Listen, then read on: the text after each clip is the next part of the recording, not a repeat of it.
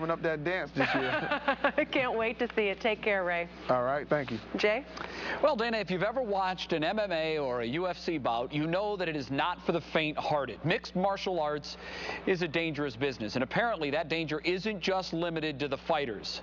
Whatever you're doing, stop for a second and pay attention to this next clip. It's an MMAworldwide.com reporter interviewing Chris Cyborg Santos about an upcoming bout. Watch. Some people think that women have trouble finishing submissions. If you get Gina Carano in a chokehold, how long is it going to take you to put her to sleep? 3 segundos. 3 seconds. Oh, it takes about 3 seconds? Well, to the normal person. 1, 2, 3.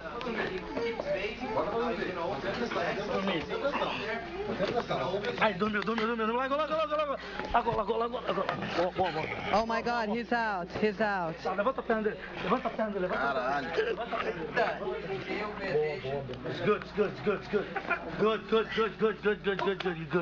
good. Wait, what happened? That's called oxygen deprivation. The reporter we just watched take a midday nap is Aaron Tru. He's awake now. He's alert, and he's doing fine. He's also here to talk to us about it. Aaron, when we first watched that yesterday, we were actually very concerned about your health. I'm going to say this right out front. There were some in our newsroom here that were skeptical whether or not that was MMA or WWE. Was that 100% real, what we just watched? What you just saw was 100%, absolutely, without a doubt, really well planned and organized and carefully orchestrated.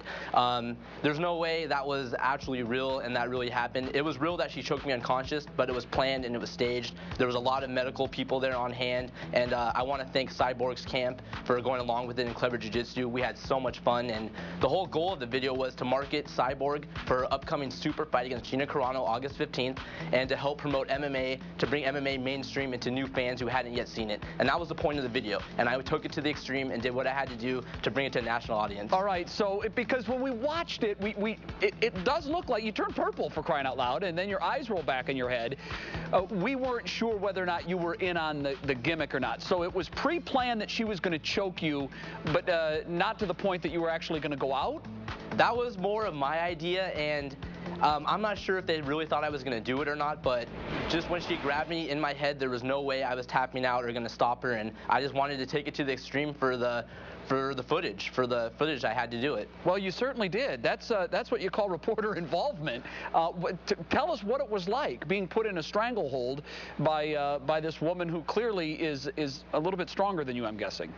Well, Christine Cyborg Santos is a professional female MMA fighter, one of the top in the world, and when she got a hold of me, I didn't know what to do. I thought my left eye was going to pop out of my head, to be honest. I thought I was going to have a brain hemorrhage, and it felt like I was asleep for hours. When I woke up, the first thing I saw was the cage, and I thought I was in jail. I felt like I was in a car wreck.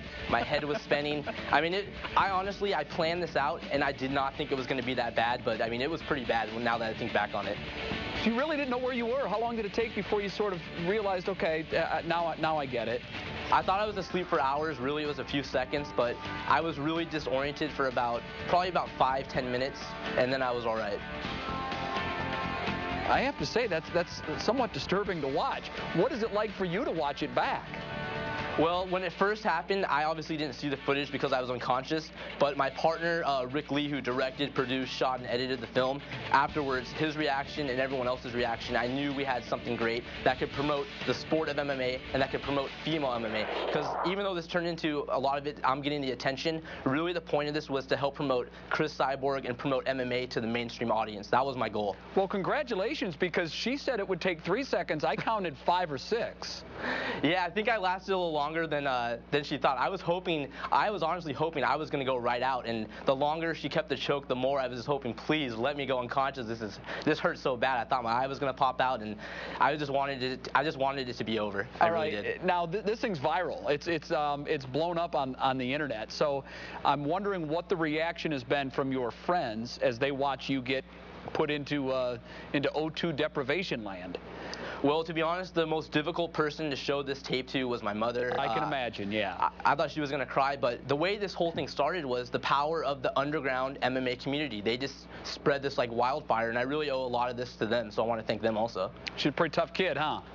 Yeah, she is. Cyborg Santos is not just a tough female. She's a tough fighter. She's a legit fighter, and she's going to do some damage to Gina Carano August 15th. It's going to be a great fight. All right, taking one for the team, Aaron. Thanks for coming on to talk about it. We appreciate it.